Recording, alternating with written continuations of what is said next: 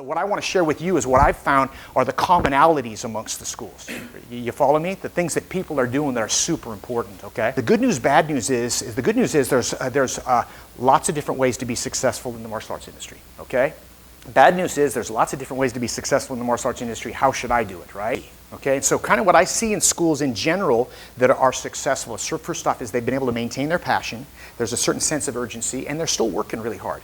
In order to be a champion, you have to fight like a challenger, right? So what I want to share with you is what I've found are the commonalities amongst the schools. You follow me? The things that people are doing that are super important, okay? So here's first and foremost, step number one for me is acknowledge and accept where you currently are. Wherever you are, okay? I heard a story from Dan Millman one time, how he talked about, he called it the biography of life in 5 chapters. Some of you guys might have heard this before. It's circled a lot about 20 years ago. Chapter number 1, I walk down the street, I don't see a hole, I fall in the hole, it's not my fault, it takes me forever to get out. Chapter 1. Chapter 2, I walk down the street, I don't see a hole, I fall in it, it's still not my fault, but I get out pretty quickly. Chapter number 3, I walk down the street, I see a hole, I fall in it anyway. It wasn't my fault, but I get out pretty quickly. Chapter 4, I walk down the street, I see a hole, I walk around it. Chapter number 5 is walk down another street. Okay, so the deal is, the point is, in order to get to the next level, you have to acknowledge, accept that you dug your hole. Wherever you are right now, you got yourself there, right? Good or bad, right? You take the credit and the responsibility of where you're at, right? Whatever it is, man, you can blame it on other stuff, but anytime you blame it on the economy or the factory closing or your employee leaving, you're really telling the universe that you have no control over your outcome. Okay, so that's first and foremost, is you think, okay, here I am right now, okay? And that's step number 1, okay? So step number 2 is believe that you can make it better. I think it's really important that you cultivate the belief that your best years are in front of you, not behind you.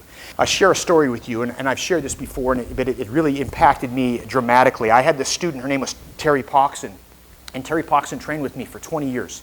She trained with me from 1979 to 1999. And about 1990, she was diagnosed with multiple sclerosis. I watched her body slowly deteriorate over the years, but her attitude just improved as this was happening. And I'll never forget one time, about 5 years into her diagnosis, that after a morning class, and she pushed herself really hard, and she had apparently was like a model patient with the doctor. She was, she had apparently a very severe stage, but she was performing better than her severe stage would allow her to. And after a morning class, she was over in the corner having kind of a mild kind of convulsions, almost like a seizure in the corner because she'd worked so hard. And I walked over to her and I said, Terry, can you do anything to make it better? And I'll never forget what she said. She goes, I know I can make it better because I can make it worse. It's one of the most profound things I've ever heard. Think about that in your business. If you wonder right now, can I make my business any better? Oh, there's nothing I can do. I'm stuck at 150 students. That's what I got. Well, can you make it worse?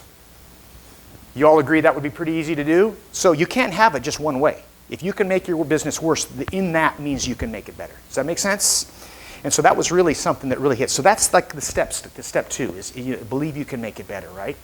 The third one is create a vision and visit it often. In other words, where exactly do you want to go with it? This is goal setting 101, but it's really important. You know what I'm saying? It's really important is that where do you want to be?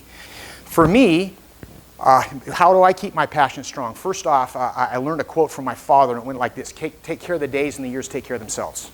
Okay? What he would kind of really pound in is daily rituals. And John, you were just talking about this just a few minutes ago. And the quality of your life is in direct relationship with the quality of the habits and routines and rituals that you currently have in place. And if you analyze your day from dawn to dusk, you're going to see some really good habits you've developed over the years that you should guard those, right? And you're going to see a bunch of other habits that maybe aren't as good, right?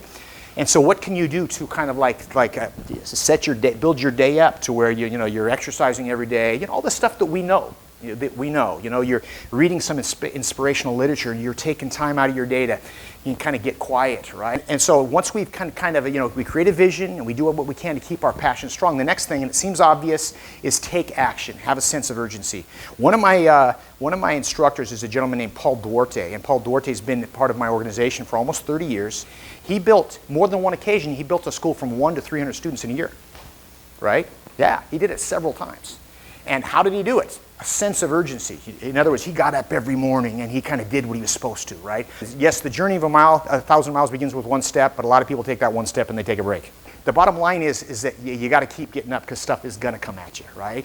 And if you can learn to do that, man, I tell you what, amazing stuff can happen.